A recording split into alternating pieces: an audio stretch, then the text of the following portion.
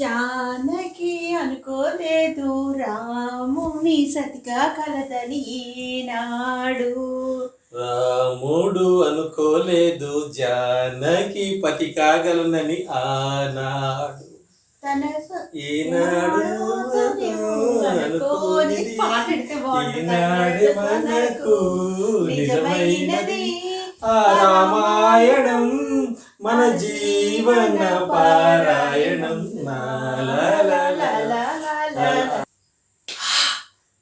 అబ్బా భలే ఉందలే మ్యాచ్ రాదు. సిక్స్ కొట్టు సిక్స్ కొట్టు కొట్టు సిక్స్ సిక్స్. ఏమండి ఏం చేస్తున్నారు? కార్తీక దీపం సీరియల్ పెట్టండి. ఒక్క 10 నిమిషాలు క్రికెట్ మ్యాచ్ అయిపోతుంది. Please please. అదేం కుదరదు.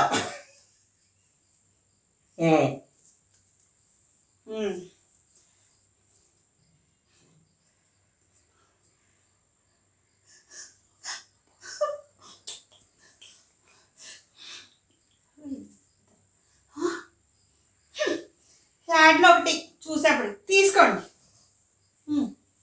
యాడ్స్ మాకును సీరియల్స్ ఇవిడికి వాళ్ళ మన క్రికెట్ మ్యాచ్ చేసుకుందాం. ఏమండి భోజనం తీసుకోండి. ఏమిటేవు చాలా వెరైటీస్ చేసావు.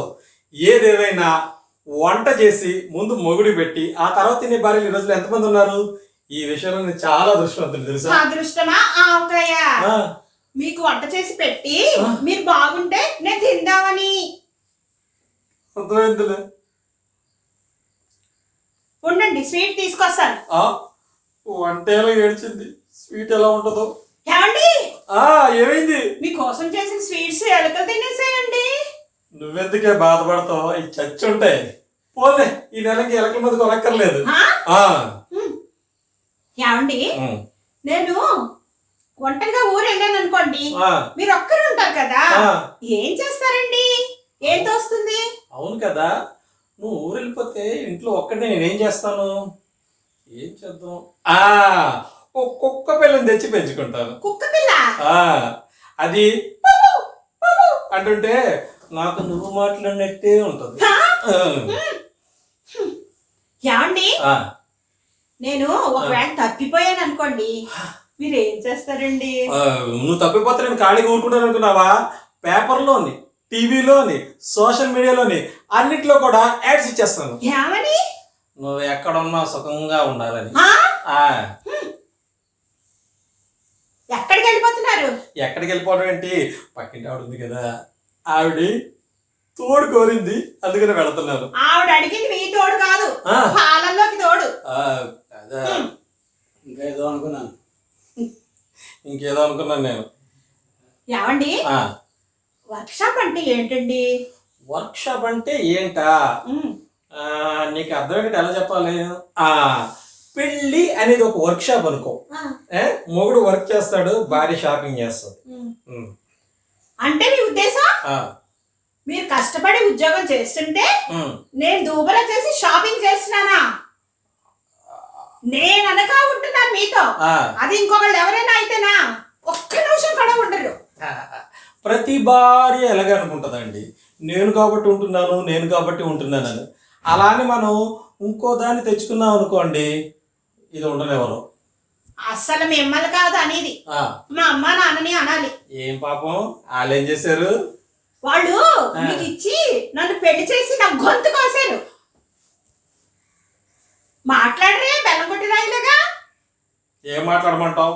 బోల్డ్ అనాలి ఉంటది, కానీ నువ్వు అందంగా ఉంటావు కదా, అందుకని ఏం అనలేకపోతున్నాను. ఏమండి మీకు మంచి స్ట్రాంగ్ గా కాఫీ తీసుకొస్తానే. ఓకే. చూసారా, డాక్టర్స్ ఏం చెప్పారండి? మనం పోరాడాల్సింది రోగంతో, రోగితో కాదు. మీలా మాకేం స్వార్థాలు లేవండి. నేను స్వార్థపరున్నా? నేను నువ్వే స్వార్థపరురాలువే.